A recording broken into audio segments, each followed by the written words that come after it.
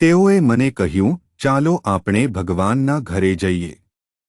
શનિવાર 18મી જુલાઈ 2026. આજે સવારે અમારા ધ્યાન માટે મેં સેમ્યુઅલ પ્રકરણ 17 શ્લોક 45ના પ્રથમ પુસ્તકમાંથી પસંદ કર્યું છે. દાઉદે જવાબ આપ્યો, તું મારી સામે તરવાર, ભાલોને કટારી લઈને આવ્યો છે, પરંતુ હું તારી સામે જે ઇસ્રાયેલી સૈન્યનું તે અપમાન કર્યું છે, તેના જીવતા દેવ સર્વસમર્થ યહોવાના નામે આવ્યો છું. સુપ્રભાત મિત્રો. આપણે ફક્ત ભગવાનનું નામ ધરાવતી લડાઈઓનો સામનો કરવા આગળ વધીએ છીએ. ચાલો આ શ્લોક પર ધ્યાન આપીએ. આ સવારના ધ્યાનની થીમ છે, ભગવાનના નામે તમારી લડાઈઓ લડવી.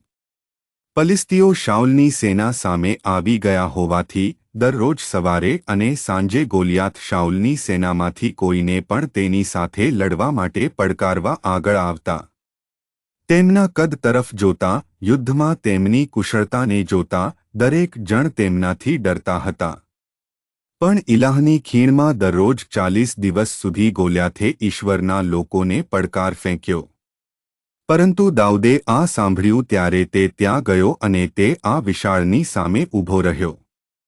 દાઉદ જ્યારે સ્લિંગ લઈને ગયા ત્યારે તેમણે દાઉદની મજાક ઉડાવી કે શું હું કૂતરો છું કે તમે લાકડીઓ અને પથ્થરો લાવો છો? દાઉદે કહ્યું, તું ભાલા લઈને આવે છે, તું તલવાર લઈને આવે છે, તું બરછી લઈને આવે છે, પણ હું પ્રભુના નામે આવું છું. સાથીઓ, ડેવિડ અહીં જે કહેવાનો પ્રયત્ન કરી રહ્યો હતો તે એ છે કે આપણે આપણી લડાઈઓનો સામનો કરવો પડશે, શ્રેષ્ઠ શસ્ત્રોથી નહીં. આપણે આપણા ભગવાનના નામે લડાઈઓનો સામનો કરીએ છીએ. આપણે લડાઈઓનો સામનો કરીએ છીએ આપણી તાકાતને કારણે નહીં. આપણે લડાઈઓનો સામનો કરીએ છીએ કારણ કે ભગવાન આપણી શક્તિ છે.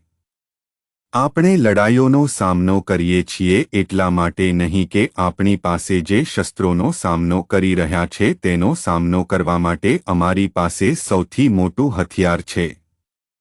અમે તે દુશ્મનો સામે સમાન શસ્ત્રો અથવા વધુ સારા શસ્ત્રો સાથે પડકારનો સામનો કરી રહ્યા નથી જેઓ તેઓ લાવે છે તે શસ્ત્રો પર અથવા સંપૂર્ણપણે આધાર રાખે છે. અહીં ડેવિડે ગોલિયાથને સાબિત કર્યું કે તે શસ્ત્ર નથી જેણે તેને વિજય અપાવ્યો.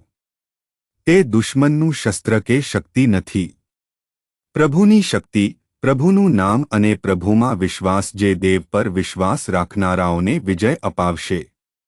પ્રાર્થના. કૃપાળુ ભગવાન, સ્વર્ગીય પિતા, અમને લડાઈઓનો સામનો કરવામાં અને તમારા નામે લડવામાં મદદ કરે છે. ખ્રિસ્તના નામે આપણે પ્રાર્થના કરીએ છીએ, ભગવાન. આમેન.